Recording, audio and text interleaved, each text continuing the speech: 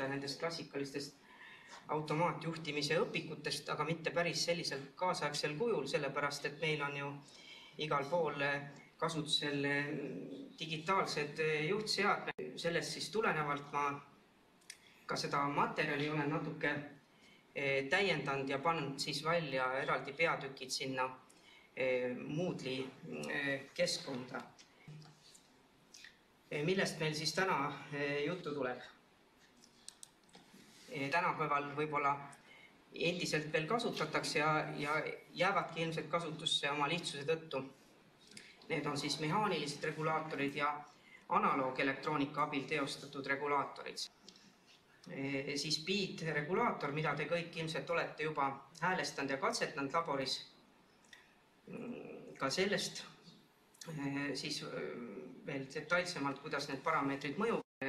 Sobivus erinevate juhtimisobjektidega erinev ja siis ka väike ülevaatetabel. Varasemalt oli üks tabel, kus olid ainult plussid, miinused. Siis on erinevad struktuurid beat-regulaatoritel, jada- ja rööpstruktuur ja inkrementaalne struktuur, kus kohas neid kasutatakse ja mille poolest mingil juhul miski variant hea. Siis on olemas selline asi nagu mitme vabadusastmega regulaator, sest et regulaatori puhul on oluline nii siis seade suurusele reageering kui ka häiringu reageering. Ja see võimaldab natuke teha erinevat seda, kui lihtsalt ühe selle summeerimissõlme. Siis iga regulaatorit, kui te teete, siis on vaja seda integreerimislüli kuidagi piirata. Kui te teete programme, siis te ei saa lasta muutujat maksimumi, sest et sealt edasi läheb ta uuesti nulli ja on ületäitumine ja programm ei tööta. Nii et meetodeid, kuidas seda piirata, sõltuvalt sellest, kuidas käitub meie täiturseade. Siis on väga oluline regulaator, eriti energeetika rakendustes on väga laialt kasutusel inertne diferentseeriv regulaator. Et mis asi see on ja kuidas ta erineb siis näiteks tavalisest perioodilisest lülist või diferentseerivast regulaatorist. Lisaks sellistele lineaarsetele objektidele, lineaarsetele regulaatoritele on terve rida ka selliseid katkelise toimega ehk niinimetatud binaarregulaatoreid, sisse-välja lülitamine jälle energeetika rakendustes releesid ja eriti nüüd, kui tänapäeva jõuelektroonikast rääkida, siis kõik muundurid töötavad nii-öelda lülitusrežiimis switched mode, mis tähendab seda, et ühesõnaga kõik reguleerimine toimub ka katkeliselt. Nii et selle tõttu on sellel katkelisel juhtimisel üha suurem roll. Siis neid on siis ka mitmeid tüüpi, on siis 2-punktregulaatorid, 3-punktregulaatorid ja mõlemad siis kas üstereesi tunnusjoonega või ilma. Ja siis ka üks protsessi näide seal ühe termoregulaatoriga, aga see on lihtsalt näide, sellepärast et kasutatakse seda ka palju kiiremates protsessides kui veede soojendamine. Nüüd, kuidas on see teema seotud meie õppeaine õpiväljunditega? See on otseselt sisse kirjutatud õppeaine sisusse ja seal on kirjas, et on otse- ja tagasiside juhtimissüsteemides regulaatorite liigid ja nende omadused.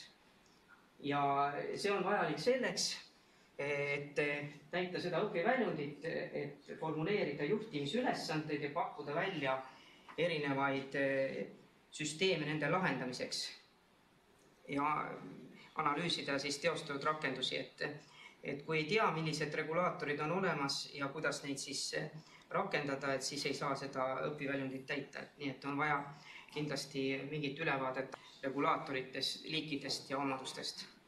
Nüüd, ajalooliselt mehaanilised regulaatorid on tuntud ühesõnaga juba väga vanast ajast, Vana-Kreeka Egiptusest, aga tänapäeval kasutatakse neid samuti ja põhinevad siis puhtalt mehaaniliste jõudude tasakaalul.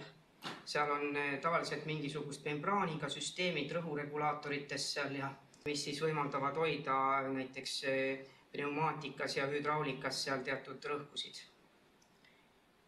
Samuti on kasutusel mitmesugused temperatuuriregulaatorid ventilatsioonisüsteemides ja vedelike nivoo regulaatorid ja ka siis see ajalooline aurumasina regulaator on mehaaniline regulaator, eks.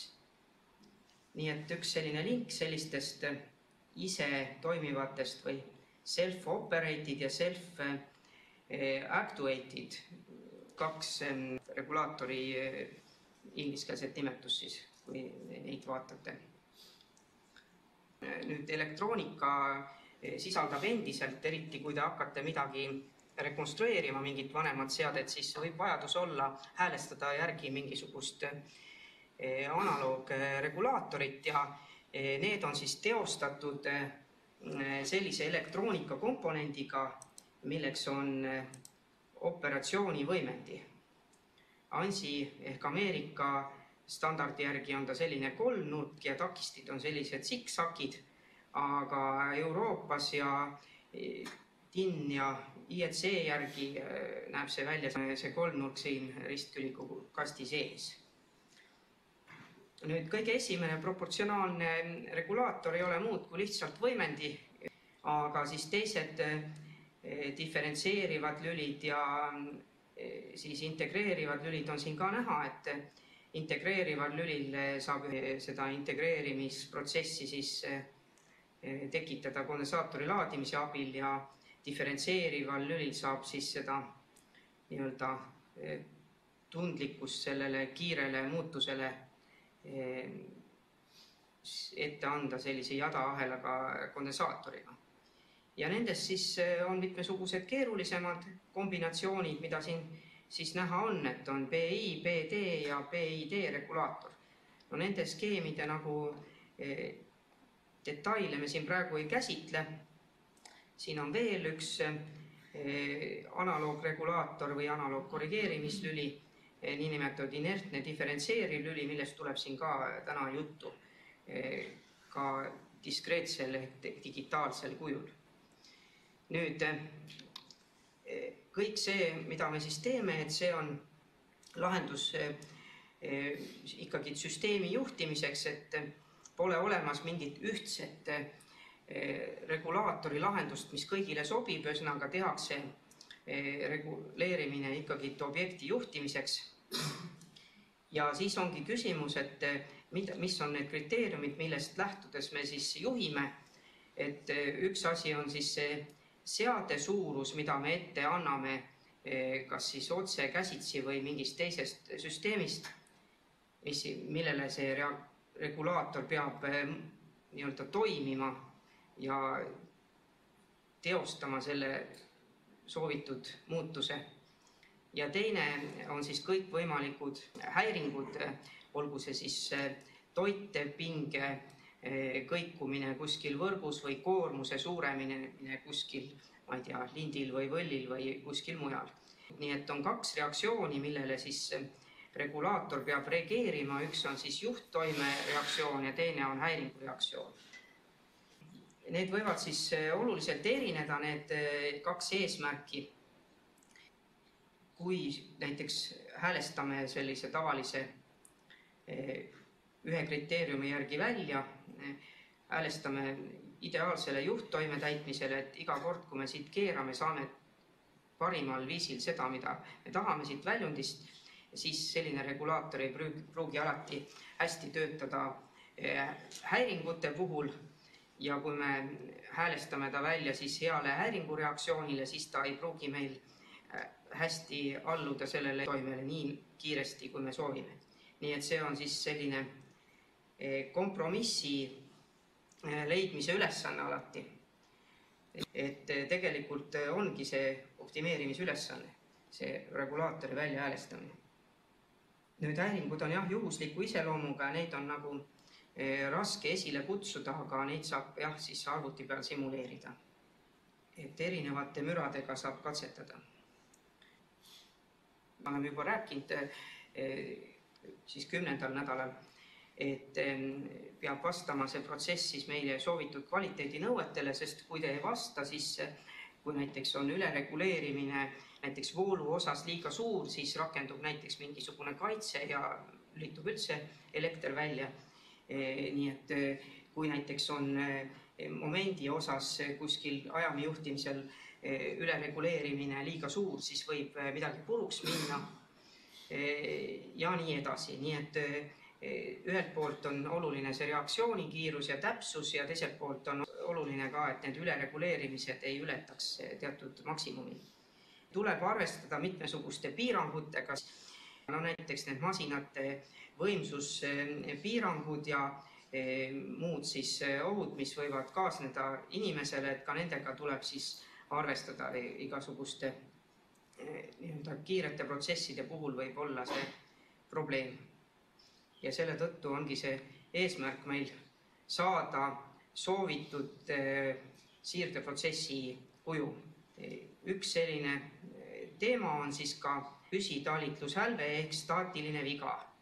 Ehk kõik regulaatorid ei võimalda seda nulliks viia ja on siis integreeriv regulaator, mis võimaldab seda, keskväärtus on 0. Nii et kuidas seda protsessi saab? Need samad optimaaljuhtimise meetodid ruutkriteeriumiga, mida me siis katsetsime ja loengus kavatsime, need siis võimaldavad sellist asja häälestada. Kasutatakse ka BEAD-regulaatorite puhul, mitte ainult olekuregulaatorite puhul. Kuidas mõjuvad BEAD-regulaatori parameetrid? Wikipeedias on selline väga ilus animatsioon, kuidas siis üks või teine või kolmas parameeter mõjub, et kõigepealt proportsionaalne lüli kruvib üles, staatiline viga jääb alles või see püsitalitlushälve. Nüüd integreerivaga keerati see 0 ja nüüd diferentseerivaga tehakse protsessi selliseks, et meil ei oleks sellist suurt ülereguleerimist.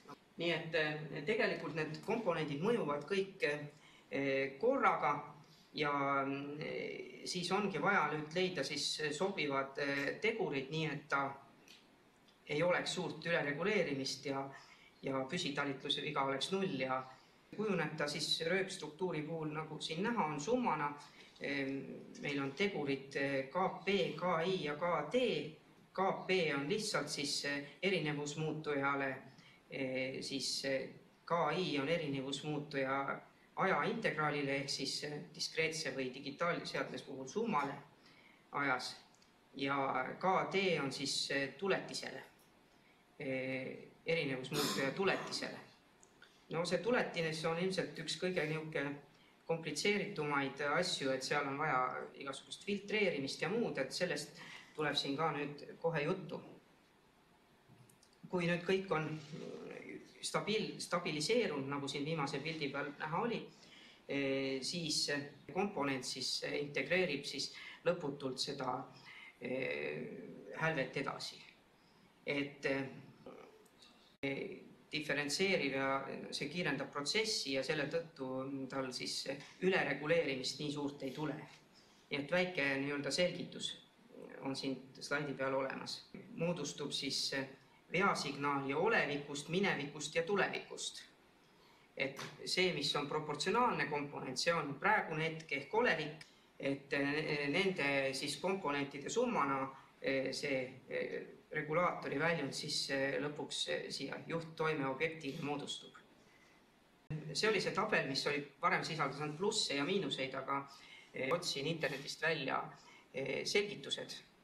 Miks üks või teine kombinatsioon on halb või miks üks või teine kombinatsioon on hea, et siin on siis näha, et terve rida selliseid punaseid, mis ma olen ära märkinud, mis olid seal enne miinustega märgitud, tähistavad siis kuidagi ohtlikke või ebastabiilseid variante. Et nüüd on näha ka, et milline regulaatori komponent ja kuidas, et kõik need BEAD-regulaatori komponendid võivad töötada ka eraldiseisvate regulaatoritena. Et ei pea kasutama kõiki kolme koos, vaid neid võib ka eraldi kasutada. Ja näiteks BI-regulaator on väga levinud ilma diferentseeriva komponentita. Kui need nüüd eraldi kasutada ja kui need ka koos kasutada, siis millisele objektile millised probleemid siis tekivad ja millised omadused me saame. Et mis objektid meil siis siin toodud on, et tähised võib-olla ei ole varem nüüd läbi käinud, aga et elemendid või tüüplülid on küll käinud. B0 on siis tavaline proportsionaalne ülekandetegur või proportsionaalne lüli. BT1, siin on öeldud first order delay system või first order, see on siis lag element ehk aperioodiline lüli, siis teist järku süsteem BT2, et see oli siis see võnkelüli või siis kui teatud komponendis häälestada, siis ka teist järku aperioodiline lüli, ühesõnaga teist järku süsteem. Siis on ajalise hilistusega süsteem, mida me siin otseselt nagu vaadelnud ei ole, aga väga paljud objektid omavad ka sellist otsest transporthilistust, ajalist hilistust. Ja siis on nende kombinatsioon, et seesama lag element või aperioodiline lüli koos transporthilistusega, puhas integreeriv toime, siis integreeriv koos ajalise hilistusega või siis selle aperioodilise lüliga ja integreeriv koos puhta ajalise hilistusega. Et inglise keeles on ka kaks sõna, üks on siis time delay, mis on lihtsalt ajaline nihe, protsess nihkub skaalal, ajaskaalal, aga teine on siis lag või inerts. Kõik need diferentsiaalvõrrandite ja ajakonstantid, need kirjeldavad seda inertsi või lag'i. Ja siit on siis näha ka, mis need probleemsemad objektid on ja millistele objektidele ei saa näiteks hästi võib-olla kasutada siin kõiki regulaatoreid. Et integreerivaga on oht, et läheb näiteks võnkuma siin, kui on topelt integreeriv element ja ei ole muid komponente, nii et siia on lisatud ka siis inertne diferentseeriv lüli, mis on ka küllaltki sarnane beat-regulaatorile. Ta on ka olemas kõigis klassikalise automaatjuhtimise teooria raamatutes ja just eriti energeetika rakendustes teda regulaatorina kasutatakse. Ja siis viimane on see klassikaline relee sisse-välja ja siin on terve rida ohtusid.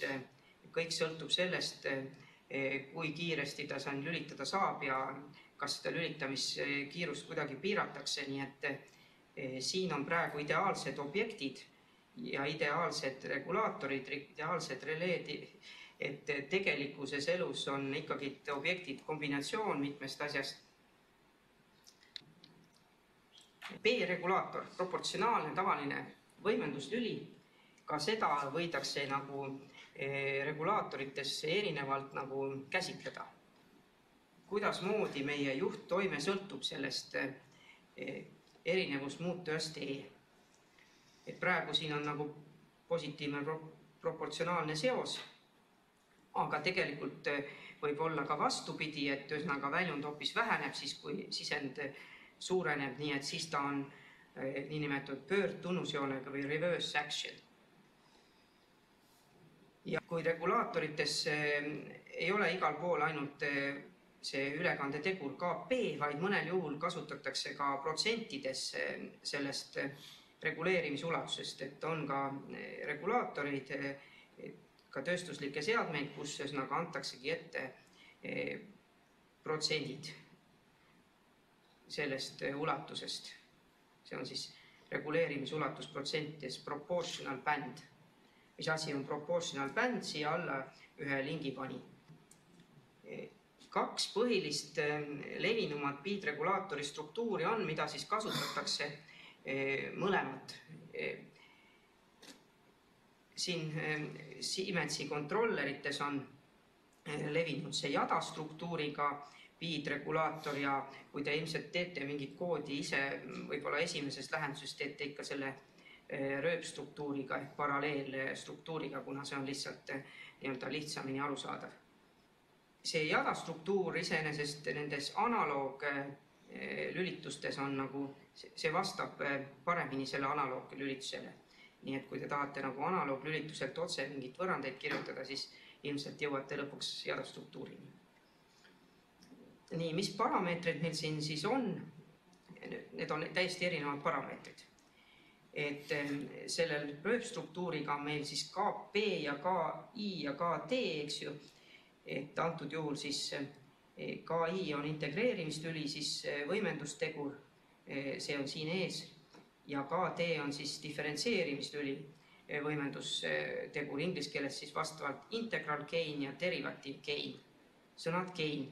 Nüüd, kui on jadastruktuuriga tegemist, siis on ajaga tegemist tihtipeale. Siin on teisele kujule viidud see, tal on ühine võimendustegur siin, KR on siin kõige ees, see võibki vastata võib-olla sellise võimendiga teostatud analoogregulaatorile, kus siis see võimendi enda võimendustegur on see üldine, mida siis reguleeritakse. Ja siis on kaks eraldi komponenti, mis on sisuliselt siis ajad. Ja üks kannab nime siis integreerimisaeg, reset time või integration time ja teine kannab nime siis diferentseerimisaeg ehk derivative gain või ka rate of change on kasutusel. See on nüüd otseselt Simatic'u kontrolleri S7-1200-1500 blokina täpselt nii nagu siin. Et seal on just see reset time ja need olemas. Järgmise slaidi peal on see pilt ka olemas. Ja ilmselt, kui ise teete mingit süsteemi, siis tõenäoliselt kasutate seda rööpstruktuuri. Siin on ka Simatic'u manuaalile toodud link ja siis teisele suurele tööstuskontrollerite tootjale Rockwell Automationi kontrollerile. Nii et sellised struktuurid on need kaks levinumat, aga need ei ole siiski ainsad. Nüüd valmis plokid ka, et kui te Simatic'ut kasutate, siis te jõuate sellise beat-blokini ja siin on täitsa ilusti näha siis see reset time ja derivative time, et see viitab nüüd sellele, tegemist on jadastruktuuriga beat-regulaatoriga. Ja samuti on siis integreerimislülile vaja panna piirangud ette, kui suures seda arvu seal maksimaalselt lastakse ja kui väikseks teda lastakse, nii et need piirid on siin ka täiesti võimalik seadistada upper limit ja lower limit ja tundetustsooni saab siit ette anda ja midagi muud veel. Nüüd MATLABis on asi paindlikum, seal on selline universaalne beat-blokk, kus te saate tegelikult ise valida selle struktuuri, siin on öeldud, et praegu paralleel, aga te võite sealt vabalt valida ka serial, siis teile siia ilmuvad teised parameetrid ja saate teisi asju katsetada. See MATLABi beat-blokk on igati selles suhtes paindlikum. Me oleme korra juba siin nende ise kohanevate või kohanemisvõimeliste regulaatorite juures vaadanud sellist regulaatorit nagu RST regulaatorit, mis siis oli objekti mudeliga juhtimine, et siin on siis struktuur, kuhu saab sisse panna siis objekti mudeli ja kasutati siis magnetite juhtimisel ja selliste kohtade peal. 3 polünoomiga sai seda siis nagu ette anda ja reguleerida ja kohati oli see üsna keeruline, aga MATLABis on jällegi siia maski sisse, kui te see ploki lahti võtate, asi lihtsaks tehtud. Et sellest oli juba kergelt juttu, aga palju olulisem võib-olla on see, et on olemas ka selline beat-regulaatori struktuur nagu inkrementaalne beat. Paljudel juhtudel on vaja meil juhtida lihtsalt muutust. Ütleme, et meil on mingisugune näiteks täiturseade, mis ise integreerib seal üles-alla näiteks mingit kiirust või rõhku või midagi sellist. Ja meil on vaja anda ette, kui palju ta siis see juhttoime muutub aja sammuga. Ehk erinevus siis klassikalistest nendest beat-regulaatoritest on selles, et arvutatakse juhttoime muutust delta.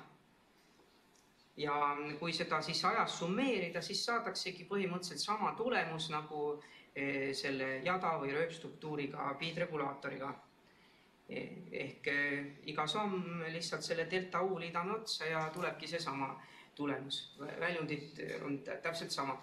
Eelis on siis see, et me saame, kui meil on digitaalne täiturseade, näiteks mingisugune ajam või sagedusmuundur, siis me saame saata talle ette, kui palju ta peab siis seda juhttoimet suurendama või vähendama. Ehk sel juhul edastatakse see täiturseadmele see delta U. Nii et sel juhul on siis see inkrementaalne bit siis rakendatav. Et see on siis erinevus siis sellest klassikalisest bit-regulaatorist, mis arvutab siis juhttoime seda hetkeväärtust, aga see arvutab juhttoime muutu, kui palju ta ajas muutub. Ja ta on inkrementaalne, ta on diskreetses ajas töötav regulaator, ta ei tööta analoogsüsteemis. See on puhtalt digitaalsüsteemide regulaator.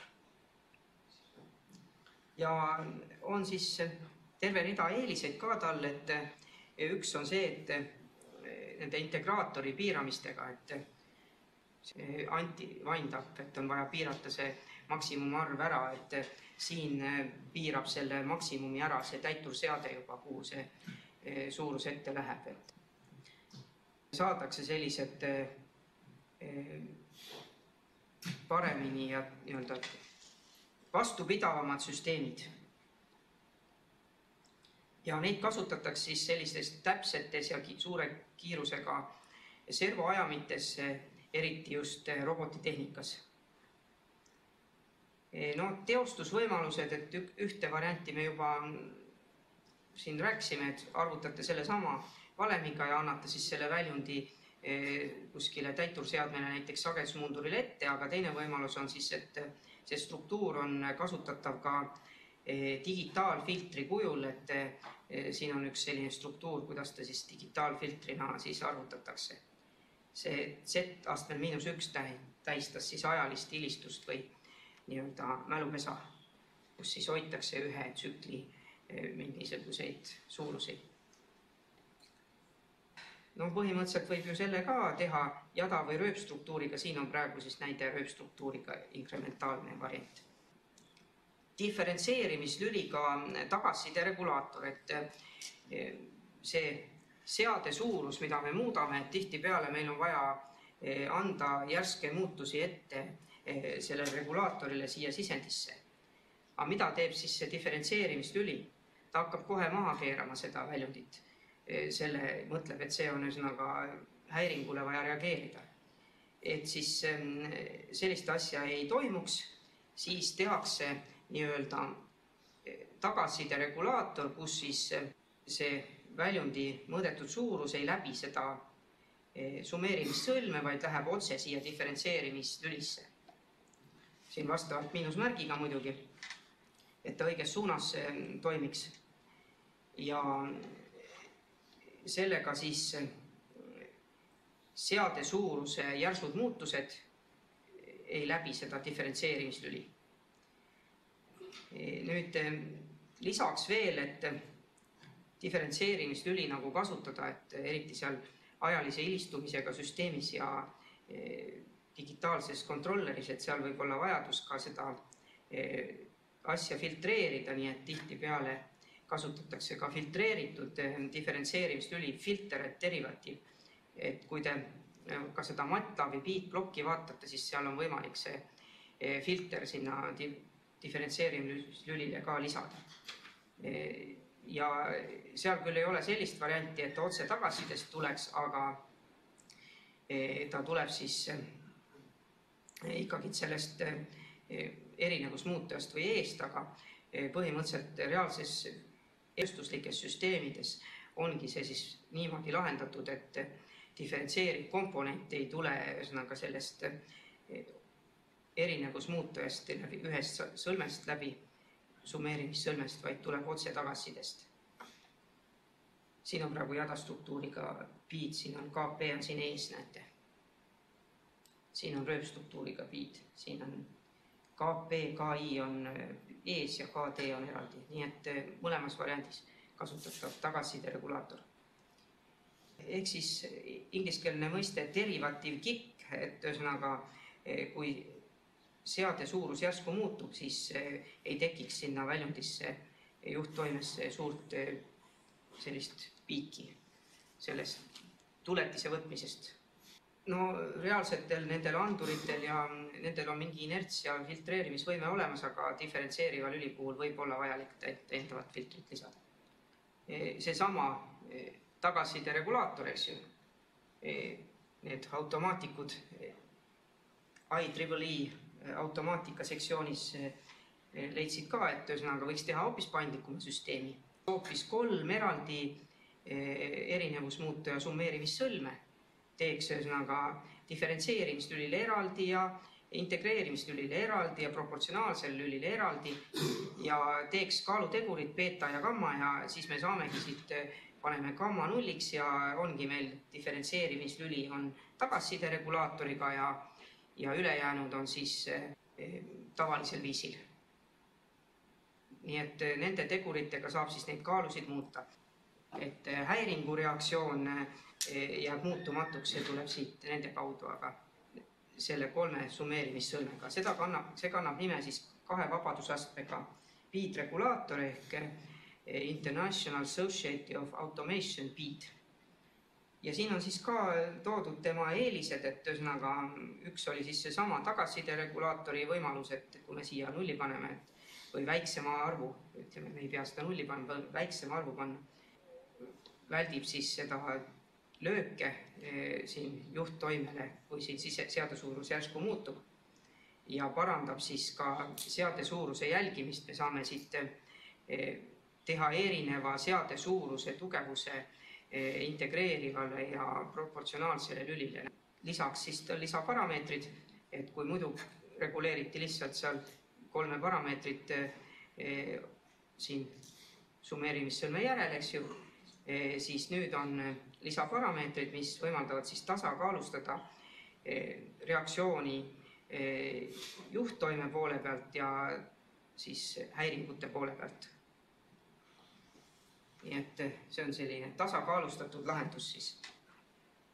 Ja see on olemas ka siis näiteplokkidena selles MATLABi lehe peal on siin ülevaade olemas, nii et võite seda ka siis vaadata. Järgmine oluline teema oli siis see, et kui me integreerime ja summeerime seda viga või erinevusmuutujat, siis kui meil täiturseade on piirangus, siis see erinevusmuutuja hakkab suurenema, võib väga suure arvuni välja minna ja pärast siis, kui ta uuesti jälle piirangust välja läheb, siis on meil tohutu viide ennem, kui ta jälle reageerib. Ja see nimetatakse inglise keeles siis wind up seda probleemi või protsessi, mis seal toimub. Et üles kruvimine, ühesõnaga, otsetõlkes. Ja lihtsam viis on muidugi, kui te teate, mis piirides teil see integreerimislüli muutub, eks ju, panete lihtsalt maksimumid ja miinimumid ette. Aga palju täpsem on siis, ja palju paremini töötab regulaator siis, kui me teame, kus kohas see piir täiturseadmel ette tuleb. Ehk kui meil on info täiturseadmelt, kus see piir on, me saame selle piiri muutuvaks teha. Ehk siin on siis pakutud välja selline lahendus, et juhtimisobjekti täiturseadmelt võetakse siis võrdlussõlmest välja, et meil oli soovitud suurus, aga see, mis me sealt tegelikult saime, nende vahe. Ja kui see ei ole null, eks ju, siis hakatakse integreerivale komponendile, see on i-komponent siin all praegu, hakatakse integreerivale komponendile kohe piirangud peale panema. Nii et see miinusega tuleb kohe siia sisse. Et see sujuvalt, nii kui meie näiteks sagedusmuundur sai oma voolupiiri kätte, enam rohkem võrgust võtta ei ole, siis või saa suurendada voolu, siis näiteks kohe tuleb siia erinevus sisse ja integreerimistüli regulaatoris enam juurde ei lisa midagi. See on siis selline lahendus, niinimetatud anti-wind up BEAD regulaator. Sellel on eraldi sisend siis integreerimistüli piiramiseks. No teine alternatiiv sellele oli seesama inkrementaarne lahendus, sel juhul on juba see integreerimislüli nagu otse juhtseadme pool võib-olla ei olegi, on seal täiturseadme pool hoopis. Nii et võimalik ka erinevad tehnilised lahendused.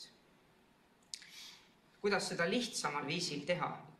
Et te ilmselt ka oma koodis tegite, et selle erinevusmuutuja arvutatakse siis seade suuruse ehk set pointi ja tegeliku tagasisidest mõõdetud väljundi vahena. Siis integreerimistehe asendus diskreetses ajas summeerimisega moodustub selline ajas summa, e-summ siin praegu iga kord liidetakse teatud diskreetimistaktiga korrutatud viga juurde. Et see TT on siis diskreetimissamm või samplemissamm. Kui periood on arvutamisel pikem,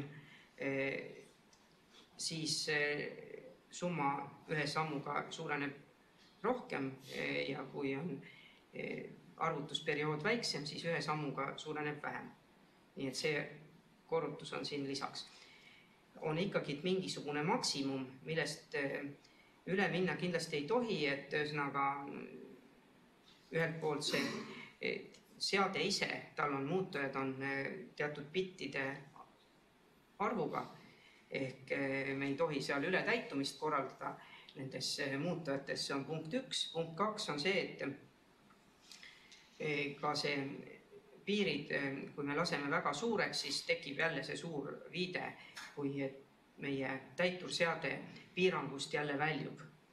Nii et siis peab mingid mõistlikud arvud siia leidma. Praegu on pandud 10 000 kõigile, aga ilmselt saab panna erinevaid nii ülemise piirina kui alumise piirina. Ja siis on regulaatori arvutus ja väljundi piirang ka. Praegu on suhtelises ühikutes 0-1, siis see arvutatakse ujukoma arvudena seda regulaatorit.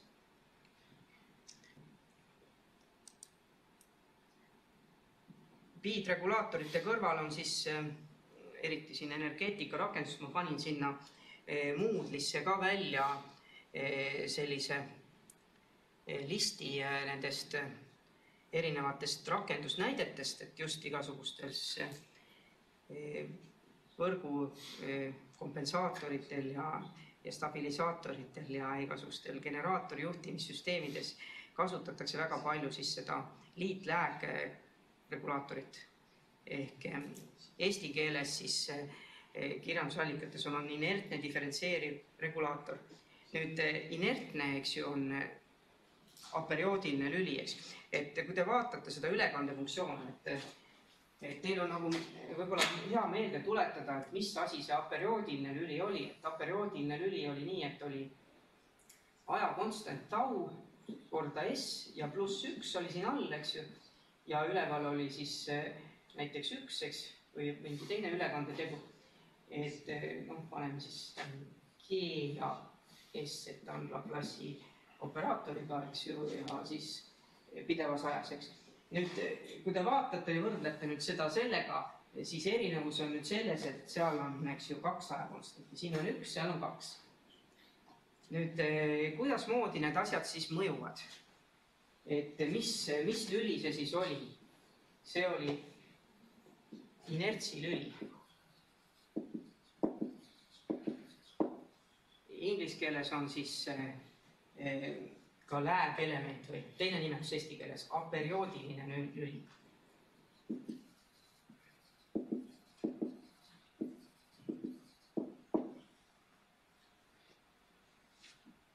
Kolmas nimetus ka veel või? Relaksatsioonilüli.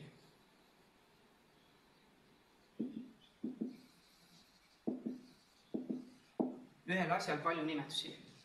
Inglise keeles on läägelement.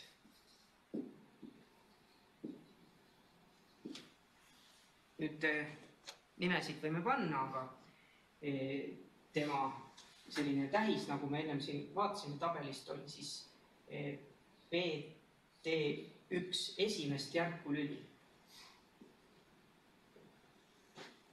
Nüüd igasugustel sellistel lülidel, eks ju, kui te panite seal neid pooluseid ja muid, et poolused tulevad siis sellest tunnusvõrrandist. Poolused kirjeldavad seda inertsi. Nüüd siin on teine sõna veel sellel lülil. Liid on seal ees, liig, sidekriips, lääg. Et siin on lugejas ka midagi. Ehk nullid ja poolused. See, mis seal lugejas on, kui te selle võrrandi võtate või teete sellest polünoomist, leiate need lahendid, siis te saate nullid, eks. Need nullid kirjeldavadki seda tuletist või sisendi prognoosimise mõju, nii et see ülemine ajakonstant siis mõjutab seda prognoosimisvõimet või lead komponenti. Nii et sellest tuleb siis nime lead lääg. Et lääg element oli siis selline aperioodiline lüli. Ette üks lüli, esimest järku lüli. Need on kõik sama asja erinevad nimetused. Erinevus on siis vot selles osas siin. Tau 1 pluss S. Et kui te näete kuskil struktuurskeemis sellist elementi, kus on lugejas ka mingi ajakonstant, siis tegemist on lead-lag lüliga. Nüüd, mis vahe on siis lülil ja elemendil ja filtril ja matemaatiliselt siin mingit vahet ei ole, et see on otstarbe küsimus, et kui me kasutame teda kompenseerimiseks, siis ta on kompensaator ja kui me kasutame teda reguleerimiseks, siis ta on regulaator ja kui me kasutame teda filtreerimiseks, siis ta on filter ja aga matemaatilisi erinevusi siin ei ole. Tegin eraldi peatüki sinna Moodle'isse selle kohta.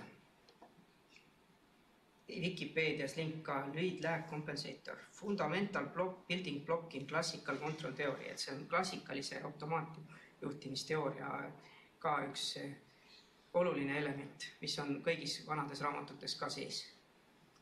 Ja kasutust jah, pigem energeetika rakendustes. Neid erinevaid linke lisasin ka sinna. Nüüd tänapäeval on ikkagi meil ju mikrokontrollerid, programmeeritavad kontrollerid. Ja siin on siis lahendus, kuidas see siis teostatud oleks tänapäeva mikrokontrolleri või programmeeritava kontrolleriga.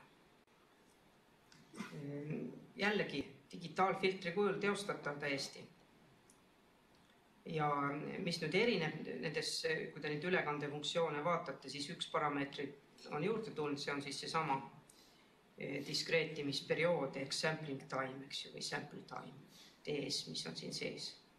Kuidas seda teostada analoogahelana, et siin on näha siis kondensaatorite ja takistitega variante, aga on võimalik ka operatsioonivõimendiga variant, mida te Wikist ilmselt leiate, seal on üks skeem selline operatsioonivõimendiga variant, mis on siis sellel on nagu probleem, et siia peaks panema ikkagi operatsioonivõimendi väljundisse, sest kohe, kui me koormame teda, siis tema parameetrid muutuvad, eks. Aga operatsioonivõimendiga variandil seda muret ei ole. Nüüd, need regulaatorid võivad olla kaskaadil lülitatud ehk alluv kontuuridega. Ja siin on siis kõige tüüpilisem näide servoajam, eks ju. Siin on konkreetselt ABV servoajam, kus on siis ka näha need 3 olulist reguleerimiskontuuri. Kõige kiirem on siis voolu reguleerimine mootoris, siis järgmine on kiiruse reguleerimine ja 3. on siis positsioneerimine ehk asendu reguleerimine. Kusjuures positsioneerimine ja kiiruse reguleerimine saab infot samast andurist, sama encooderi abil. Siin on ka veel üks lisablokk, mis siis on diskreetne selline oleku jälgimise süsteem. Ehk see on siis selline struktuur, nagu on servoajamis, aga tõenäoliselt on seda kasutusel väga paljudes kohtades, igasugustes muundurites ja mujal ka. On võimalik mitu muuturit juhtida, siis üks alternatiiv on siis seesama olekuregulaator, kus on võimalik need muutujad panna kokku vektoriks ja juhtida ühe regulaatoriga. Teie tegite praktikumis olekuregulaatorid, kus oli tagasisides, maatriks oli tähega K tähistatud. Tegelikult on ju see nagu proportsionaalne regulaator, et teil on kõigile nendele erinevatele tagasisidestatud elementidele sealt vektorist ju mingisugused tegurid, eks ju, nii et proportsionaalsed regulaatorid.